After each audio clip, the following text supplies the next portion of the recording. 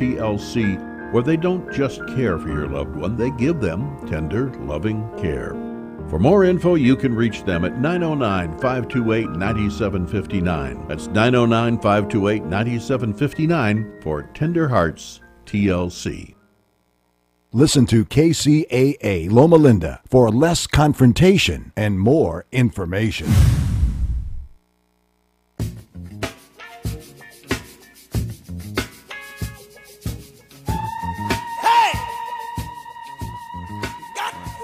Thank you for tuning in for this edition of Justice Watch with Attorney Zulu Ali. I am Attorney Zulu Ali with the Justice Watch crew, Rosa Nunez, Michael Clark, and Dr. Akil Bashir.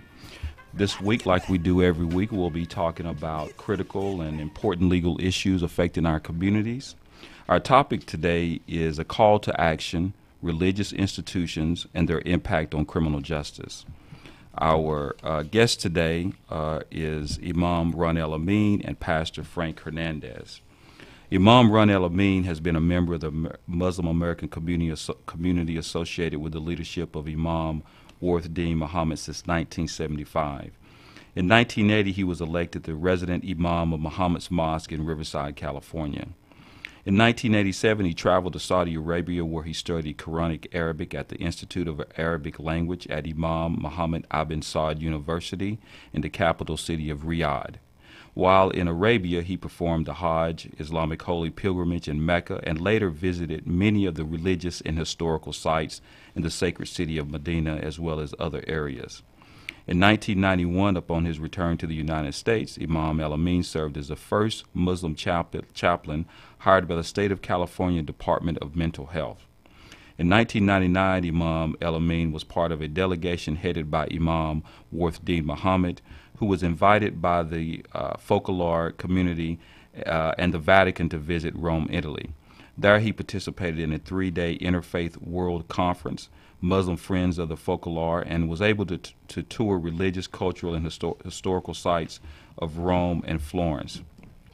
The delegation was later invited to the Vatican, where Imam Warith Deen Muhammad met Pope John Paul II, and in his presence spoke to an audience of over 100,000 people. In 2002, he received the Ambassador for Peace Award from the Interreligious and International Federation for World Peace for his work in bridge building among diverse religious communities and cultures. In 2005, Imam El Amin headed a delegation of 10 to Japan, the first of a series of goodwill tours designed to introduce Muslims of African American descent to world cultures and also to share their experiences with the world. In 2007, he served as president of the Muslim American Chaplains Association and currently serves as convener of the American Muslim Community Endorsement Agency. In 2011, he was selected to serve as a permanent member of SACIR, the State Advisory Committee for Institutional Religion, designed to advise the governor on religious affairs with regards to state institutions and the local community. He continues to serve in that capacity today. And Pastor Frank Hernandez was born and raised in Corona, California, and is married with 4 children and 7 grandchildren. At the age of 12, he joined the gang. Shortly thereafter, he got arrested and continued to live his teenage life in and out of juvenile hall. He ended up spending all of his high school years in juvenile hall, boys' homes, and Twin Pines, a juvenile detention center in San Jacinto Mountains. At 17 and a half, he was arrested. He was released from juvie, and he met his wife of 30 years and ended up going to prison in 2004. Halfway through his term, he encountered the Lord through a prison ministry that came to the prison. When he was released, he kept his focus on serving the Lord. He got a job in 2007 working as a drafter, where he became a manager of an engineering department, and currently he's a safety and fleet manager for the same company, and he was able to accomplish that with no formal education. And in 2010, he and his wife were ordained as ministers at a church in Riverside called Good News Church. Then in 2005, they were commissioned and sent to start their current church, Kingdom Living, also here in Riverside. And it targets those in gangs and drugs in our communities, as well as anywhere they can be effective. Last year, he went to Africa and will be going back in July for missions. He's also starting to complete his first book, and he's looking to be released at the end of this year. So for both of our guests, I want to thank each of you for joining us today. One of the things I want to begin by is talking about, one of the things that is kind of like a common denominator, at least from my perspective, as well as my staff here, Bilal, who actually spends a lot of time dealing with youth, as well as Dr. Akil Bashir, who actually spends a lot of time in the street dealing with people that, they got their pulse to the street, and myself, practicing and representing individuals who are both inside of the institutions as well as those who are facing incarceration. It's a common theme from our perspective, and we've talked about this, over the last month or so, and actually over the last few years, to be quite honest with you, about the significance of faith, and how much that plays such an important role in all aspects of the criminal justice system, both being from the perspective of deterring crime, as well as when someone is actually incarcerated, actually providing that faith that will actually, as far as the programs, I think there's no question that in these correctional institutions that the religious programs are actually the most effective programs, without any question, and tend to get quite a bit of support most of the time. However, we do know that there's also issues.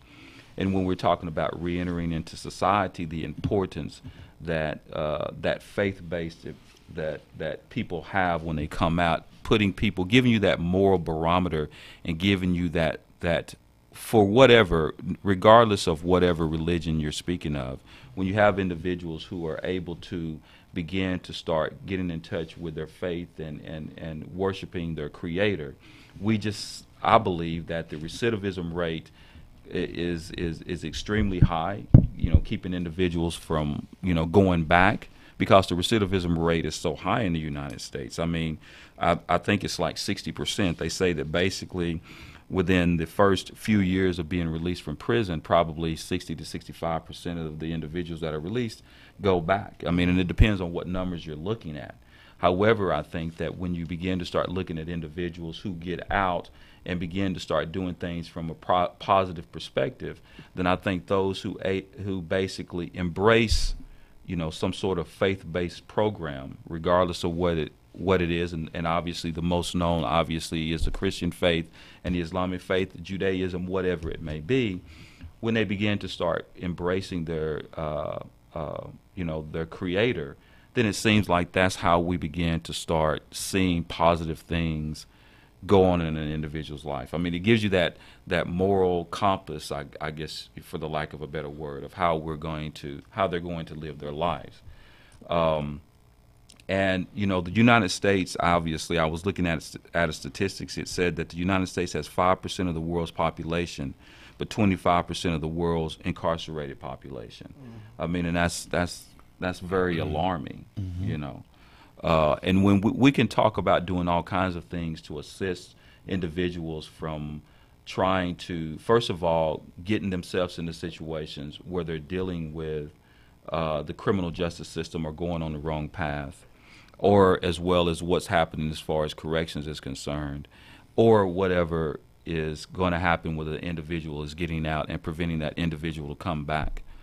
But based upon my conversations with individuals, based upon my beliefs, there's no question that when that individual begins to start getting in touch with their Creator, then I definitely believe that it provides them with the foundation that they need to become a productive member of society. And we don't see our institutions enough going outside of the walls of their institutions and reaching out and trying to touch individuals in the street and providing programs. I mean, it's almost, they're preaching to the choir. But when you begin to start going out into the streets and you begin to start touching individuals, I know when you think, and I'm gonna go back and it's a controversial issue, but I'm going to talk on it because I think it's really, really important.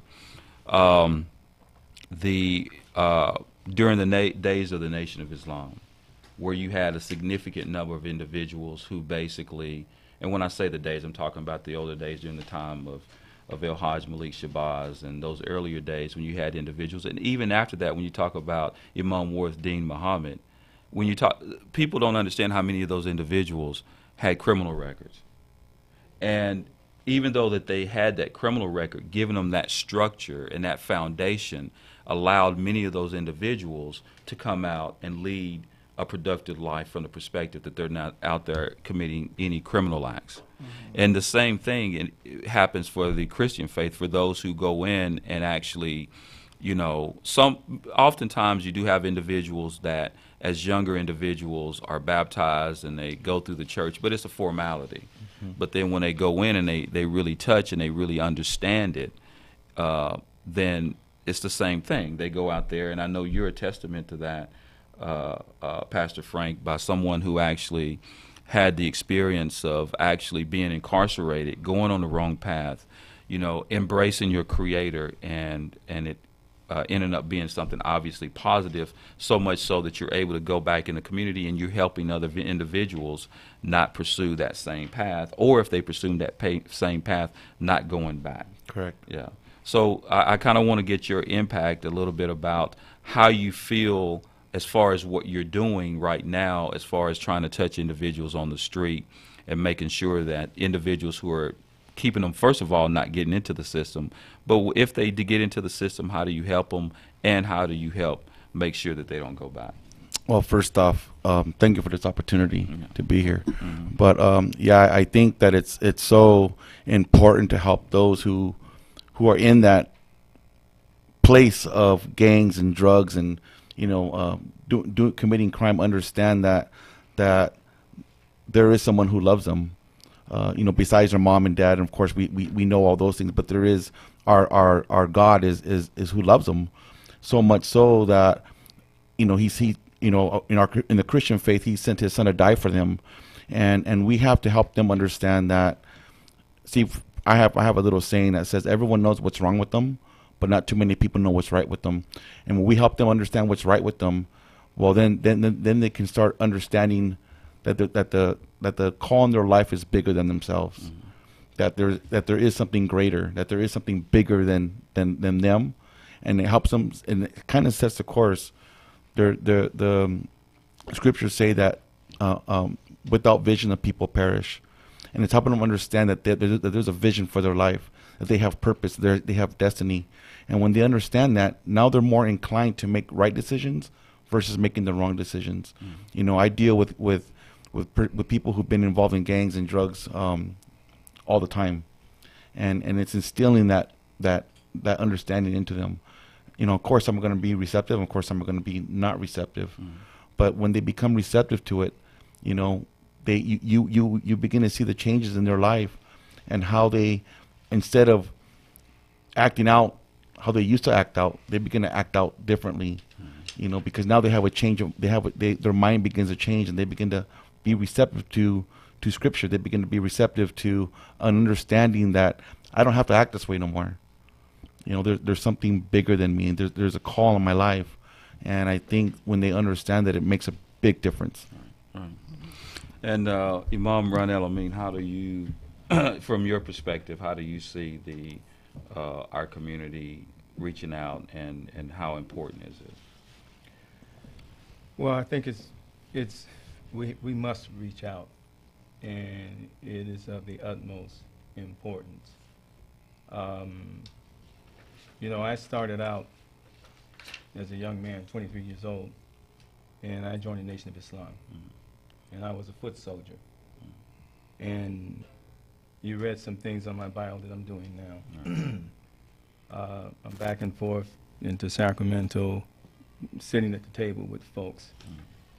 But whatever I am, and whatever people say I am, that will never negate the fact that we have to roll up our sleeves, and we have to be willing to bring someone into our embrace and let them walk with us, and mentor them, and let them feel our love, and know that we are concerned about them. Before I came here today, I stopped and stopped to talk to a young man that I've been working with. He comes from a pretty horrific life. He was pretty rough background. And he's decided that he wants to be a Muslim now. So that's not going to be easy. One of the hardest things for young brothers and sisters is to pull the pants up. That's not the most important thing. That takes time. But we need to understand how difficult that is when the whole identity, everything is connected to that. And so I think we as leaders, we have to be willing to do that. Someone took me into their embrace. I had several mentors, and they walked with me. They let me be with them, and they taught me many things. And some of those people I have washed and shrouded their bodies and placed them in their graves. But were it not for them having that kind of concern and showing me that kind of love, I wouldn't be sitting here talking to you at this table today. I think that's where it begins. Of course, it's much broader than that, but I think that's the root where the foundation lies. To have that heart and that mindset for that. Right. Yeah, I know. Speaking with both of you, I mean, it's just so realizing, at least from our perspective, that these individuals that for whatever reason are, I'm always the one that always believes that, my Creator's testing me. You know what I mean? And as an attorney, I always tell people that, the most valuable person is a witness. Right? A witness that didn't see anything don't mean anything, right? That's right. And so, when you have somebody, I always say that it's the same thing in life. When you have someone who goes through certain things in life, like yourself, Pastor Frank, and the things that, like you did, Imam Ron, you could tell you have a testimony. Yes. That you can give to people. And I think that God, there's no accidents, and He puts us through these tests and these trials, and then you can tell someone about your story, and then you can help somebody. You know what I mean? And I'm always amazed,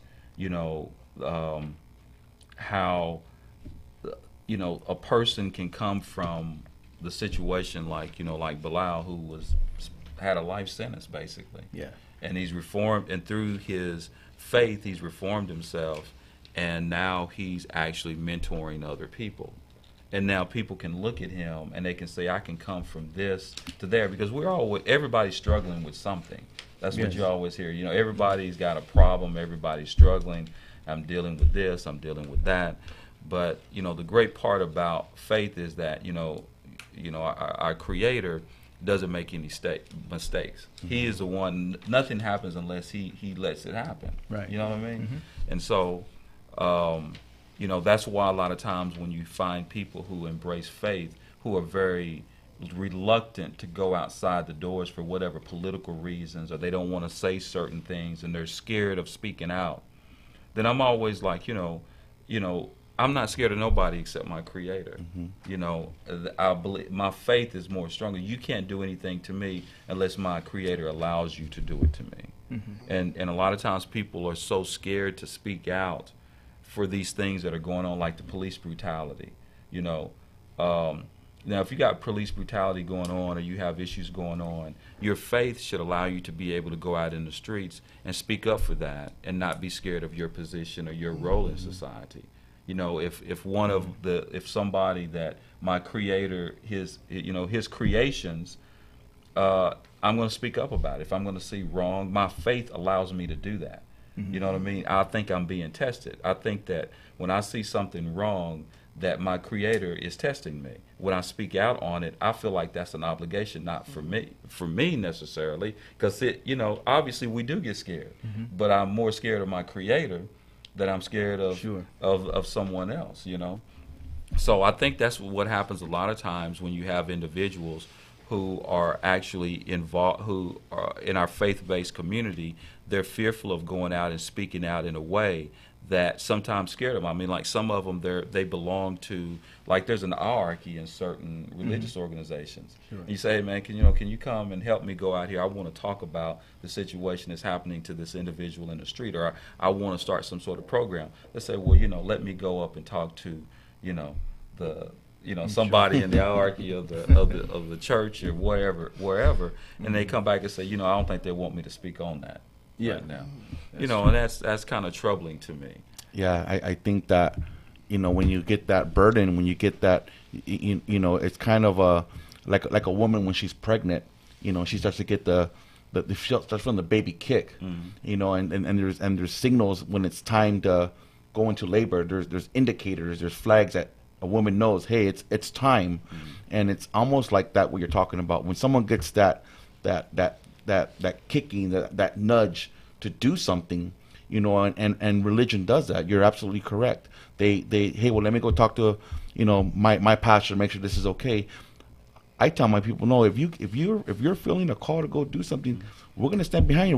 We want to see God fulfill the call in your life, because it's not just about the pastor, it's not just about the leader. It's this is a when God created the earth, he said that in Genesis, he said it's not good that man should be alone.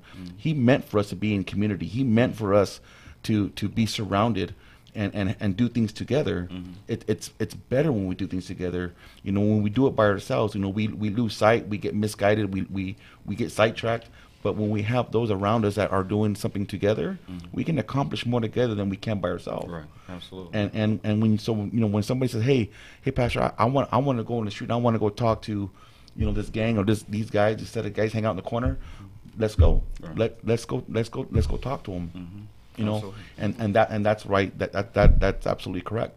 A lot of times I think in the religious mindsets, we have all these hierarchies of, sometimes it's good, but it also diminishes those who are getting the urge to do something that they feel God's calling them to do. Right. And we end up shutting them down, and they get discouraged. They feel like, oh, well, you know what, then just forget it. Maybe I'm not of no value to go do something like that. Right. And they lose sight of who God created them to be, and their gifting of the possibility of what could have happened if they would have went. That's absolutely right. Yeah, I think also that I'm encouraged with the position that, well, he's not that new anymore, the Pope has taken with regards to his parishioners, that, he's saying, look, we've gotten too comfortable, and we need to come out from behind these walls and go out into the society, out into the alleys, the parkways, the walkways, etc., and embrace the people. This, in my opinion, or in my estimation, is the work of Christ Jesus. It's the work of Muhammad the Prophet, who said that if you see a wrong, you should first try to change it with your hands. And if you can't change it with your hands, you should speak out against it. And if you can't speak out against it, if you don't speak out against it, you should at least hate it in your heart. So I think what has happened, I think the church, when I say the church, I'm talking about myself, okay? I'm the only Muslim in my family. And so when I go to the church, I'm comfortable. I was going to talk to you about visiting your church. I think the church has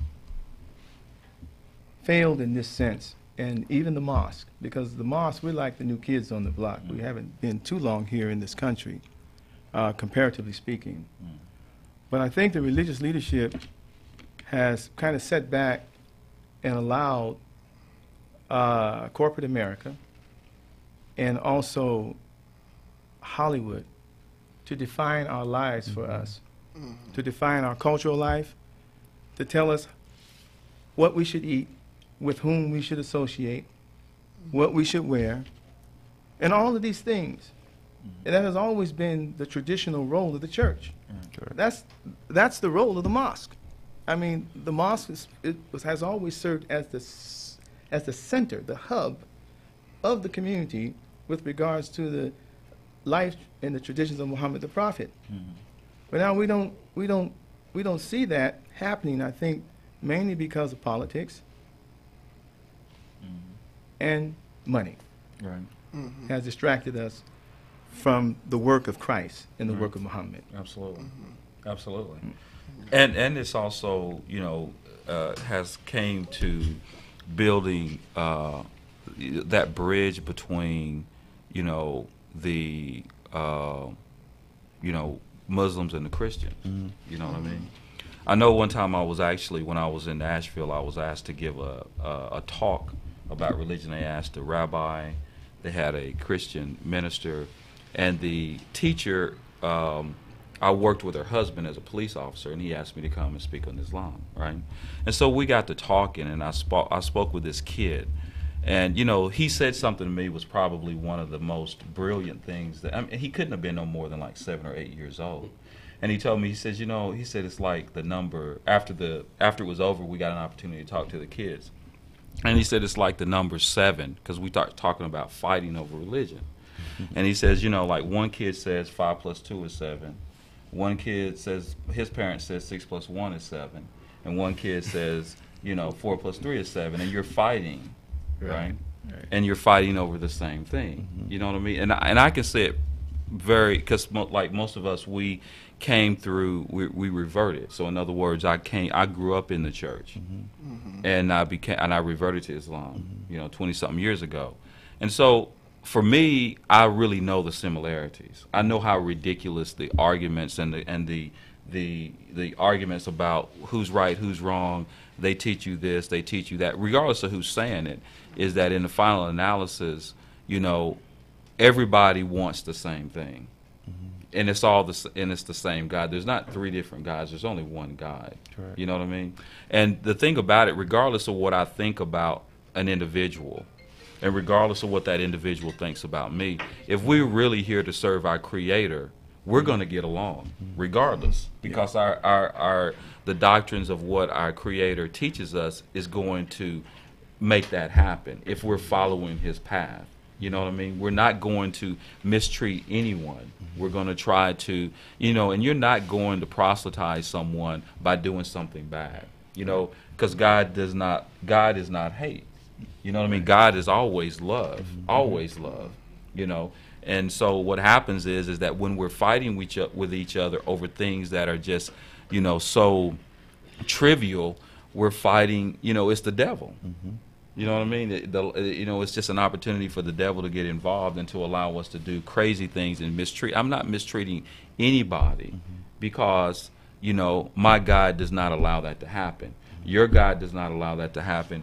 Your God doesn't allow that to happen. We're going to get along. I mean, it absolutely makes any sense. So once we bridge that gap and realize that there's nothing for us to fight about, then we should work from an interfaith perspective to reach out in the community and bring people, embrace people, and show people love. Yes. You know what I mean?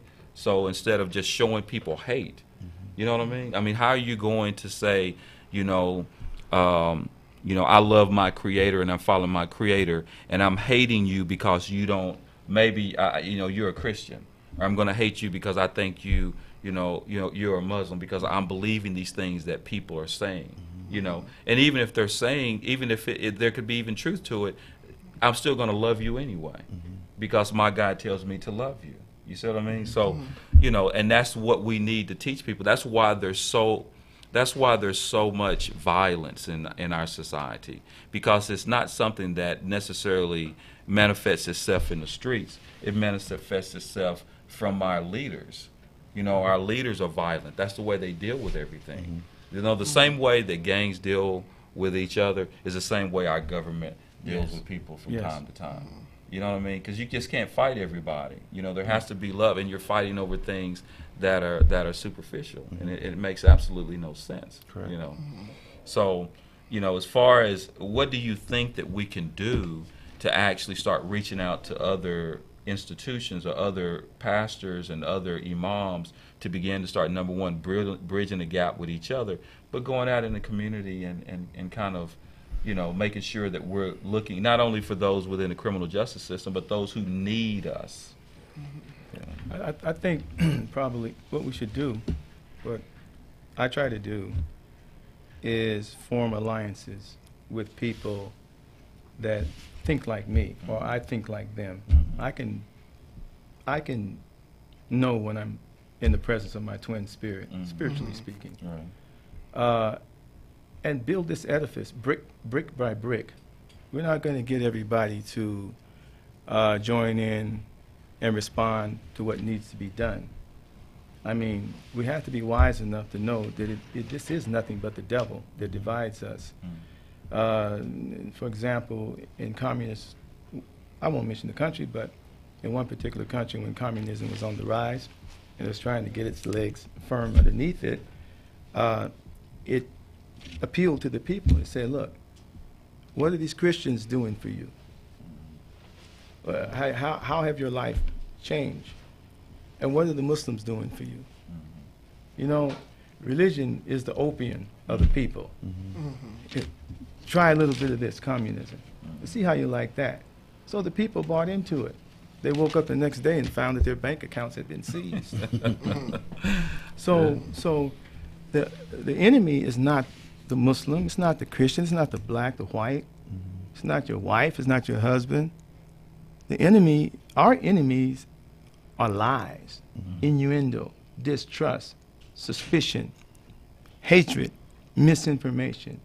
You turn the TV on these days, you see the spirit and the language you see coming from Christians is nothing but pure hatred.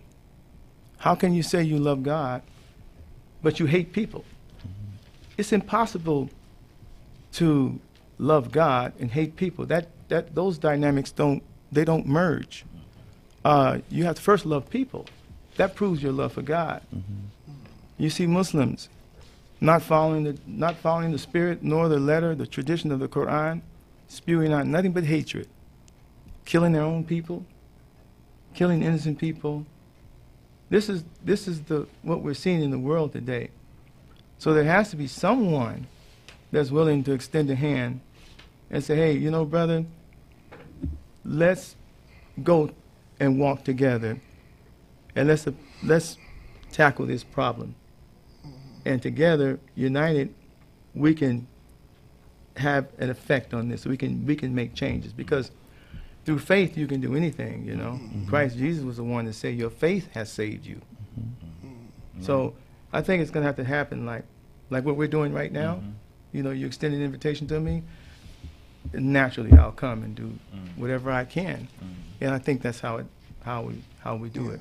And we build it up. Yeah, you know, whether you're Muslim, whether you're atheist, whether you're Christian, you know, Buddhist, Hindu, it doesn't matter what you identify yourself with. Love knows no boundaries. Love is not prejudice. Love is it's something we all look for. You know, when a young boy or girl's in high school, junior high school, you know, even early elementary, they like a boy, they like a girl, they're attracted to someone. Love knows no boundaries. It doesn't, you know, it's not prejudice. And I think if we start that at love, because we can all look at each other and see the difference in each other, but if we look and see what we have in common with each other, and that's love, is we can do more with that, and let that be the foundation, let that be the starting point, and then we can walk together. You know, instead of looking at what's different. Well, I don't like this about you, and I don't like that about you. But when we can come back to the place of love and say, hey, this is what I love about you. This is, you know, I love you because you were made in the image of God. You know, you were God's, you made in His likeness, in His image. Let's start there. You know, because we are all at that starting point, and then we can hold hands together and we can walk forward and accomplish more. And like I was talking about, accomplishing more together, because love has to be the foundation of that. And if not, you know, it's going to get misguided. It's misguided if it's not starting at that point. You know. Yeah, most definitely. I mean, you know, when it comes to recidivism and faith and stuff like that, I can kind of directly relate to that. You know, considering the fact that, you know, back in 1983, I started going in and out of juvenile hall. I think from 1983 to 1986 was a 3-year span. From the time I got out from doing 9 months of juvenile camp, I was back in within a couple of months. Up until like 1986, when I actually received a life sentence. And from 1986 to 1994, I encountered Imam Ron Alameen in 1994. I became one of his students. In fact, he put so much trust in me when he would leave and not be present. I was to act in his capacity at that particular time in Chino State Prison. And it's been years, and then it's 24 years later, I'm sitting here at the table with you. And that just shows you, that speaks volumes in terms of what faith can actually do. You know, I didn't go back to jail. I didn't, repeat, from that point on. He was my second teacher in Islam. And I think that now when I look at, the impact that religion have and faith have on individuals, we tackle it inside, that's once a person has made the mistake and been there. But I think it's more critical for us to, be on the outside of these walls and tackling the issue on the outside of this wall so they don't have to go to prison. Like you say, you can remember back in the days of, the Nation of Islam, when something happened in the community, they was on the forefront. They was out there. You've seen the movies about it, you hear the talk about it, and those who actually lived in there, like the doc over here, lived through those eras, and seen those things. And I think that whenever we have those critical issues that confront our community, whether it's black on black crime, brown on brown crime, police brutality, whatever it is, we don't see the church. We don't see people from the masjid out there on the forefront. This is what we need to see. These are the institutions that we need to see out there on the forefront in order for it to be, for people to actually to hear this call that we're trying, saying oppression is oppression no matter where it's at in the world. Oppression is oppression. And as religious people, as people of faith, that if we can sit by and just allow this to happen, what that says about our faith, what that says about us as individuals. And you expressed about what the Rasul sallallahu alaihi wasallam said about change it with your hand or change it with your mouth. But when he said you don't speak out against it, it is the weakest of faith. The weakest of faith. Yeah. And who wants to sit on the weakest of faith? I surely don't. And so this opportunity for us to speak right here, to open up this dialogue, I think it opens it up to the people who are listening, saying that we need to, so when the next time that the next police brutality happen, we'll see our religious, institutions out there on the forefront of the line. Right. That's absolutely right. Yes, sir. Yeah.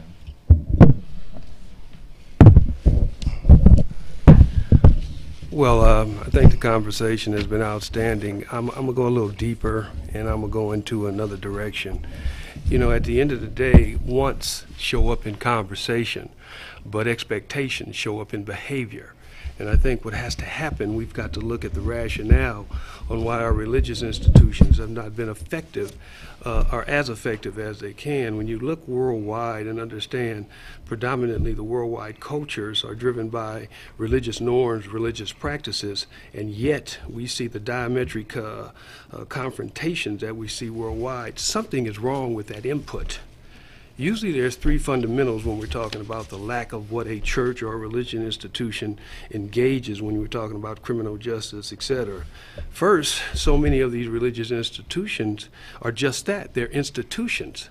The body of religion is just that. It's supposed to be a body of individuals who come together to propagate a given wisdom, a way of ideology, etc. We have allowed our institutions, our religious institutions, to be just that, institutions which allow them to become part of the status quo. And this is the status quo that many of these religious institutions have created. Number two, the religious institutions, has been so eloquently said by both Bilal and both our two guests, is that they're out of touch with the people. They're not, what's driving what they do, their rationale at the end of the day is what they hear, not what they see, is what they envision, but not what they touch. And if you don't know the normality of the people that you're dealing with, if you're not truly there to serve, and to serve you must understand, to understand you must engage. I've heard love talked about today numerous times, but very few of us give unconditional love. Because see, I have to value you, I have to respect and honor you, and I have to appreciate you to love you. And we're not doing that. We don't see that type of love worldwide, but yet we see the religious institutions forming and just taking total control of the dynamics geographically and regionally, et cetera. And then third, most religious, and I hate to call them institutions, but that's what they are, they don't understand the ability to deal with the element of criminal justice, etc. When you stop and think, most of the prophets, peace be upon them all, came into fruition under unjust environments, under unjust normalities, under unjust individuals who did not like the concepts that they were bringing, and most of your prophets, alayhi salam, were condemned. We looked at most religions were born out of injustice, and yet here we are today as religious institutions afraid to go in and balance the unjust circumstances that are predominantly controlling the dynamics of the world. When you don't have the backbone, when you don't have the tenacity, when you don't have that courage to step up and balance the wrongs, and that's really what we're talking about. We're talking about inclusion. We're talking about people having the ability to feel their worth, their value, their greatness, and we're talking about creating equitable services locally, regionally, and internationally that allow people to value what they are supposed to bring to the table. Then we don't have real religious institutions leading anything, and we need to do a serious inflection. We need to look at the dynamic of the infrastructure that these entities are operating from and asking the question, are we truly meeting the needs of the people?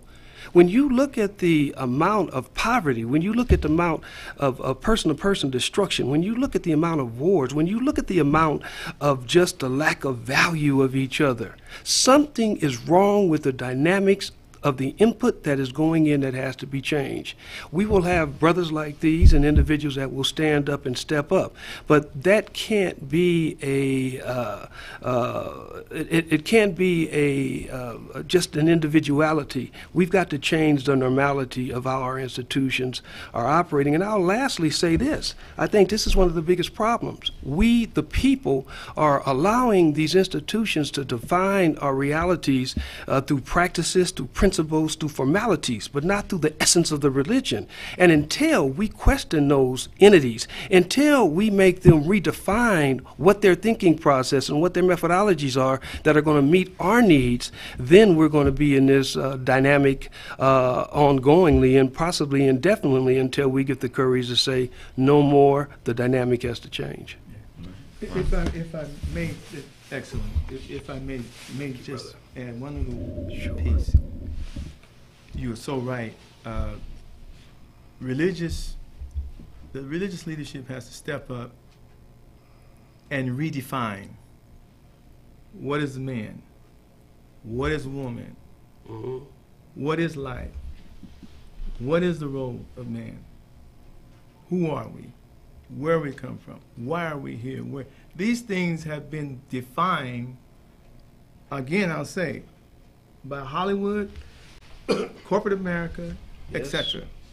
We have to reassume that role and redefine these things according to and put them in the context in which God has placed them. And until we do that, we're going to still continue to have these young people coming up thinking that to be a man, you have to look a certain way, this way, the way the media tells me to look, or I have to behave a certain way. And that's a serious problem. That's a serious problem.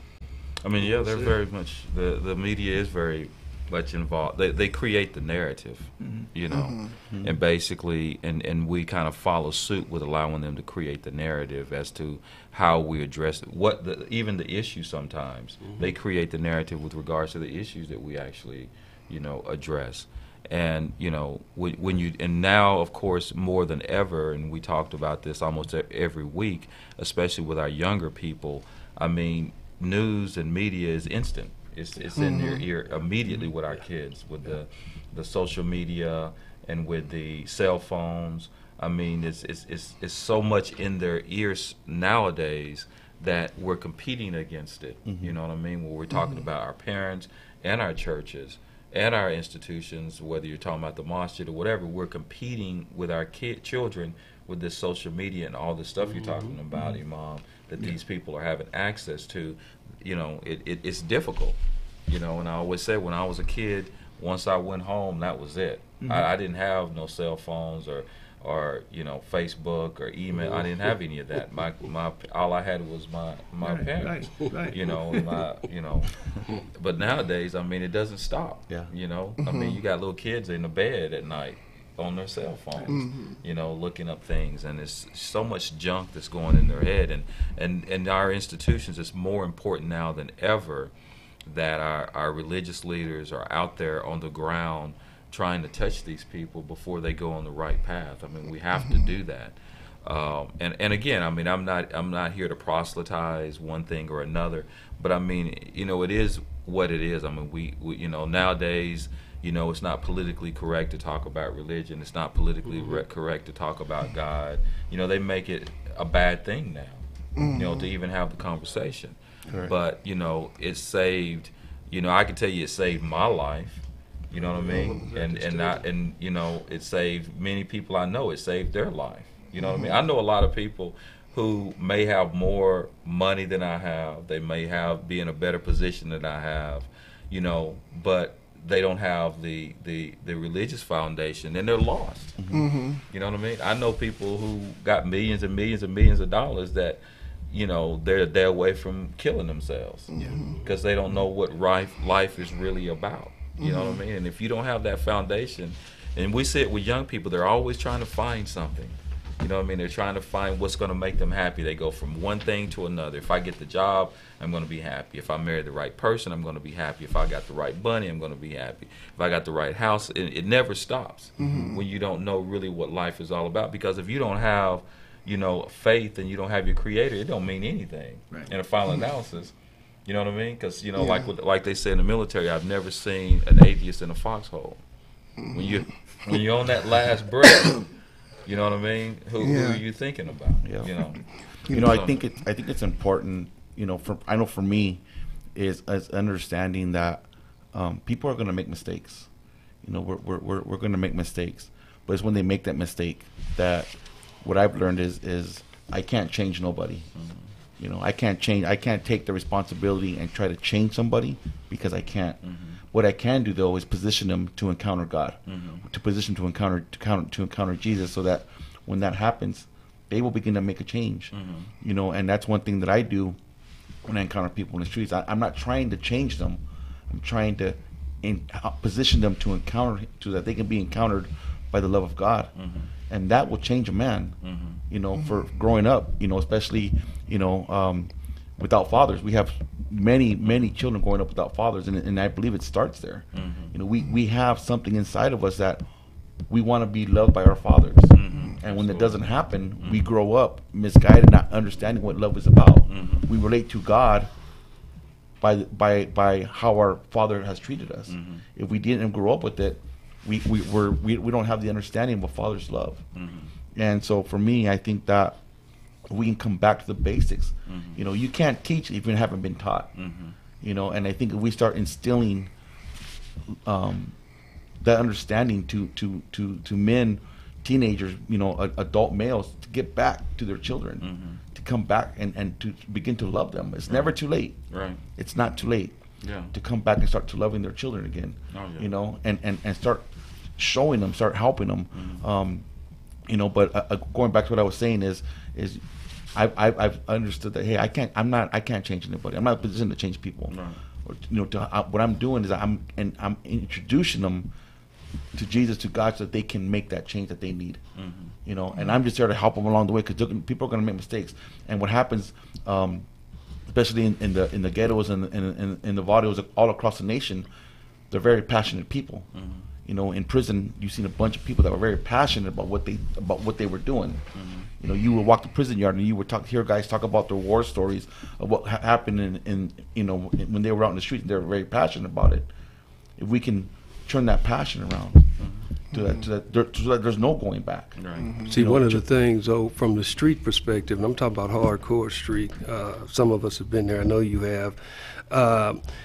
These brothers and sisters have become so marginalized that their reasons to drive and the reason to stay alive is not strong enough. And if that religion is not giving us and reinforcing the reason to live, the reason to assume the essence of my divinity in life, I'm not going to gravitate towards that religion because so many other things have failed me, especially in marginalized communities where nothing is there for the individual. So we can't, at the end of the day, just drop a religion and say, follow this and you'll be loved, accepted, etc. If you don't give me the rationale of the reason to meet my needs, if I don't have that essence and that driver is not coming out of me, viva that religion, I am not going to stay with that religion. I am not going to embrace that religion. Matter of fact, I'm going to run away from that religion because I'm going to feel that religion is going to pump me at the end of the day. So we've really got to understand that dynamic, especially on the streets today. Because we've got brothers all over being taught religion, and yet a week, a month, or two later, they're more destructive than they are before. So we just got to understand that. I agree with what you're saying, but we got to understand the whole complex, the whole holistic nature of really what's going on out there. Well, I think it goes back to we're selling them a false bag of goods, so to speak, because we come at them, we tell them, hey, go to church, serve God, and your life's going to be great. That's right. And when push comes to shove, sometimes their life gets worse, and they're like, "Hey, wait a minute! I thought this thing was supposed to help me, and it's made my life worse." You know, and what happens is, you know, there's a portion of scripture that when Jesus was born, in scripture tells us that they started killing all the newborn babies from 2 years and younger because they were trying to find out who it was. And I think that the devil tries to kill us in our infancy. In the beginning of your dreams, in the beginning of your walk with God, he tries to take you out in your infancy because you're defenseless. And he says, look, I'm going to attack you at this time because you're defenseless. And I think if we can understand, come behind them and reinforce that, hey, we're going to be here with you. We're not going to leave you. And that's the whole thing. When little boys are growing up in the streets, you know, and they're facing they get jumped in a gang because they felt they're by themselves. Hey, I need a gang to back me up. I can't get to this by themselves, and the gang will be there for them. The gang will I mean, I know that the gang will back you up. They'll die for you. Yes. And in the same sense, will your brothers in Christ do that for you? Yeah, you know, this is a subject matter, of course, that can go on and on and on. And you know, the thing about it is, I remember my mother once telling me, she says, you know, son, you just have to pray. You know, you guys got to pray about it. You got to pray about it. And, you know, and I used to sit back and I used to think about it. And I said, okay, yeah, I pray about it, right? But then I remember reading the scripture said that faith without works, you know, is nothing, you know? So where is the works? And the works is the application. You got to go out there and you have to put work in the streets. I remember, look, when I first accepted Islam and they said that, okay, you're not allowed to turn the other cheek. You know, I come from the hood. You know, I came from the deep part of the hood. You know, I didn't want to be no punk about nothing. You know, let alone, you know, once I got, you know, became a Muslim, you know, I didn't want to be a punk. So when they say I don't have to turn the other cheek, I was like, oh yeah, I'm with this, cause you know. So the thing about it is, even with this fight right now against oppression, that fight is still there. And I think for the people, that fight has to be there. Those works have to be there. Don't just sit at the house and just think you're going to pray and think it's going to be over with. You have to put the work in. Teach. Yeah, most definitely. Yeah, and most certainly, you know, like you said, we do not have the power to change, but we have the power to influence because God has called us to be different. Yeah. And I feel like it's so important for, you know, all of us and all of you to be sitting here and be talking about issues that are important in our communities and to, you know, do action, to be active and actually inform people that we have to take action. The time is now in such, you know, crucial times and how our culture is nowadays, that we have Kim Kardashian in the news, you know, going to the White House and lobbying the president on trying to pardon someone from prison. So it's a different culture. It's totally different, but, you know, it still stands. We are called to be different, to be change makers. So, you know, I encourage all of those of you listening to in the radio to, you know, tune in every Sunday and to call 909-792-5222 if you ever want to be involved in the talk, and also to log into our Gmail, send us emails if you have any comments, concerns, justicewatchradio@gmail.com. Back to you, Mr. Ali. All right, thank you. All right, again, man, I really enjoyed this topic, man, and I really hope that we can continue and do a series on this topic because I think it's really, really important. And I really appreciate both you, Imam Alameen, for coming in, man. I am blessed that you know, with your presence, as well as you, Pastor Frank, for coming in, and hopefully you guys will come back again and bless us with your presence. On behalf of myself, Attorney Zulu Ali, and the Justice Watch crew, Michael Clark, Rosa Nunez, and Dr. Akil Bashir. We'll see you next week, the same time, same place, same channel. KCAA Loma Linda, 1050 AM, 106.5 FM, and now 102.3 FM. ABC Sports Radio Update starts now. Checking the scoreboard, I'm Jeff Nathanson. NBA Finals Game 2 right